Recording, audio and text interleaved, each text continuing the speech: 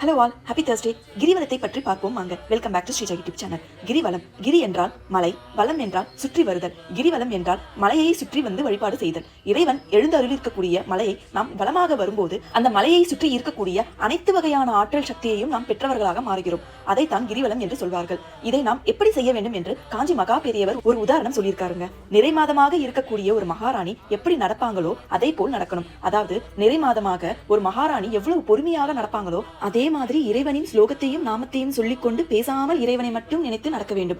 மலையை சுற்றி சித்த புருஷர்கள் வாழ்வார்கள். நாம் போகும்போது அவர்களின் ஆற்றலும் நமக்கு கிடைக்கும். அதோடு இல்லாமல் நல்ல மூலிகைகள் அதிகமாக இருக்கும். இந்த மூலிகைகளின் குணம் முழுமை பெற்ற நாட்களில், அதாவது பௌர்ணமி, அமாவாசை போன்ற நாட்களில் தன்னுடைய முழு பலனையும் வெளிப்படுத்தும். ஒரு சில அபூர்வ மூலிகைகள் பௌர்ணமி நாட்களில் மட்டுமே தன்னுடைய பலனை வெளிப்படுத்தும். அதனால் தான் பௌர்ணமி நாளில் கிரிவலம் போனால் மிக சிறந்தது என்று சொல்வார்கள். நம் வாழ்நாளில் ஒருமுறையாவது கிரிவலம் செய்து இறைவனின் அருளை பெறுவோம். சிவாய நமக்கு. தென்னாட்டுடைய சிவனை போற்றி, எந்நாட்டவர்க்கும் இறைவா போற்றி போற்றி. தேங்க்ஸ்.